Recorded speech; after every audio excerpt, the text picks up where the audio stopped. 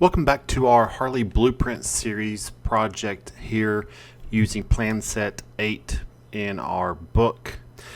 In this episode, we're going to take a look at the foundation for the house, which you can find on drawing 4.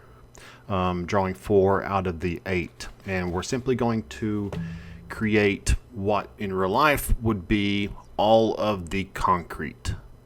There are some gravel that you'll see that's supposed to be underneath the concrete. We're going to leave that out. We're just going to be making the shapes that make up the foundation and the concrete part of the foundation for the house. This is what it looks like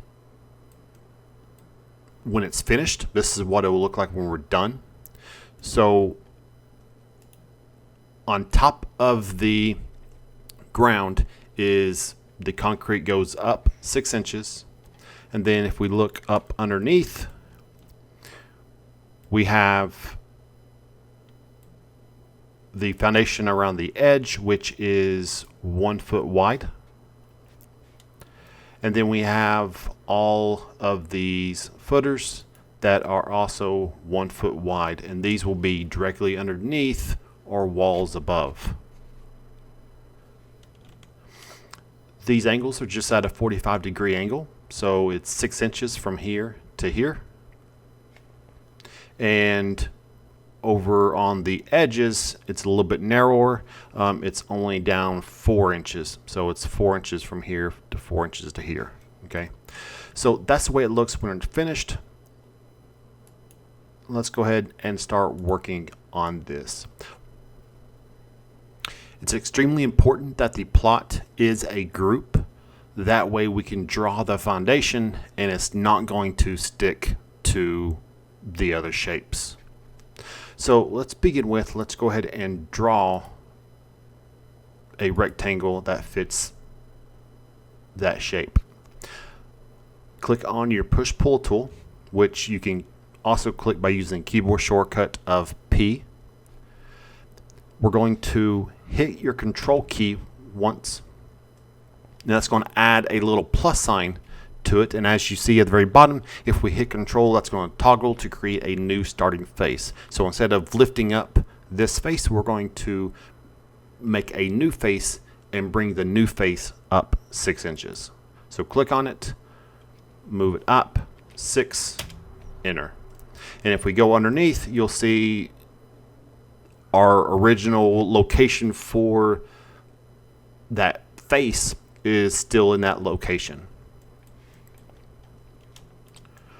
Once we have this, I'm going to go ahead and turn off my plot to kind of get it out of the way. We're then going to use the offset tool. So click on the push-pull tool again. It has a little flout of the push-pull tool. We have the follow me tool, and then we have the offset tool. Click on the offset tool. We're going to click on the face. If we click on it once, we have now an offset, a smaller rectangle that we can put into place. If you look down at the very bottom, it says distance. That's how far in or out that new shape is going to be. So we want this to be 1 foot, so 12 inches. Hit enter.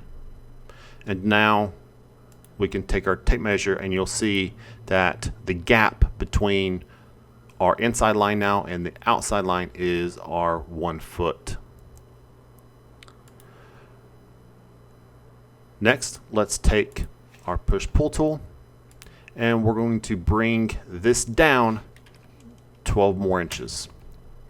So that if you take your tape measure tool, which is the keyboard shortcut of T, the outside edge is that 1 foot 6 or 18 inches.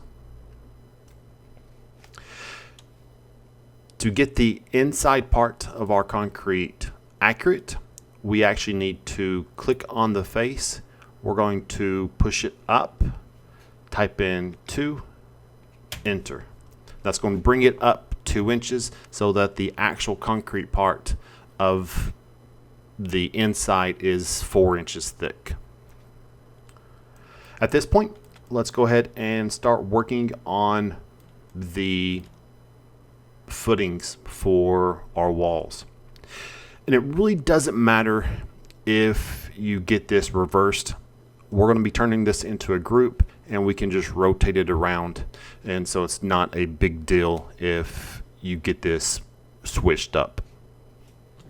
So to begin with, one thing to keep in mind if you're looking at and following along with the drawing,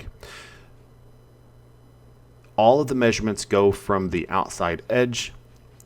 We do have this outside ring that is 1 foot. So all your measurements, if you want to make it simpler and go from this inside piece, then you need to subtract a foot from a lot of the measurements. The first measurement is 10 foot 9. So 10'9". It makes it kind of difficult with it being up here. We have to kind of make several different movements. So if we go from here, we don't want to go 10 foot 9. We want to go 9 foot 9. So 9 foot 9. And as you'll see, it's directly underneath it. So we're going to just subtract a foot from those measurements and you'll get everything correct. So if we did everything correct, this measurement here should be 10 foot 3 because it's 11 foot 3 on the drawing. Over here we have, if we go from here, it's going to be 10 foot 6. We go from this point up 2 foot 6. We don't need to reduce that one. And then from the 2 foot 6, we're going to go up 8 feet.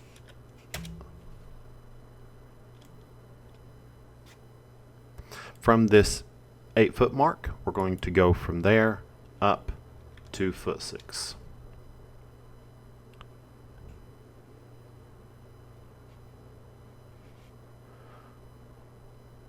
Over here, we want to do this measurement here, which is 5 foot 2.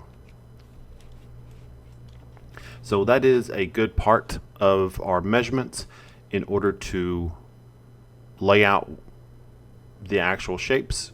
We're going to go 6 inches on each side of these guides. So just type in 6, hit enter, making sure that your line is either green or red, depending on which way you're drawing them out.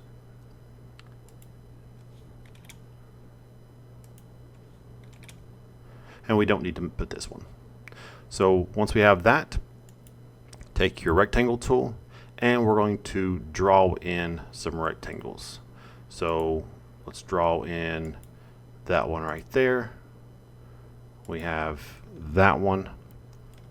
This one goes all the way over there. Those connect. This one goes all the way to there. This one transfers over.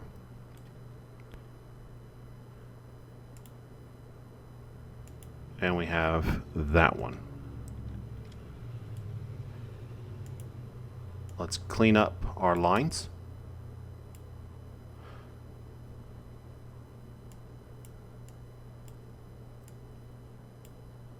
Just so we don't get confused,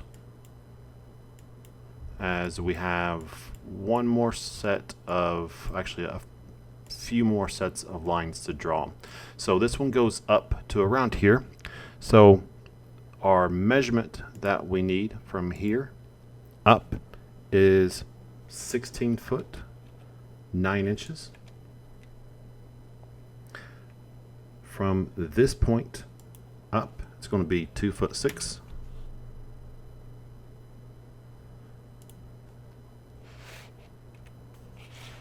And here we can just create that and draw in our shape.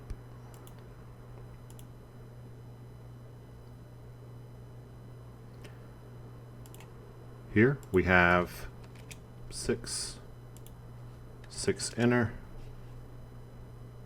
select our rectangle tool, and let's draw in our last rectangle there.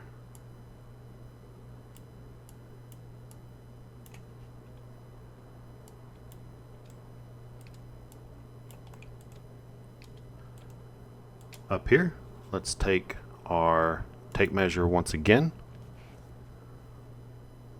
We're going to create a guide 7 foot. Create another guide that is 4'6". Go from the top there. We're going to go down 9'2". And then 3 foot.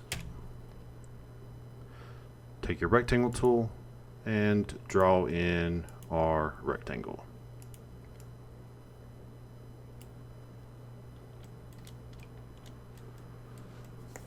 So that is your footings. Let's go ahead and stop there. In our next video, we will finish up this one and we will quickly put in some basic foundations for both the garage and for our little back pool storage area. Make sure you save your project. Make sure you put in your dimensions. So you can go in here to your tape measure, your dimensions, and place your dimensions where you feel you need them. Go from point to point.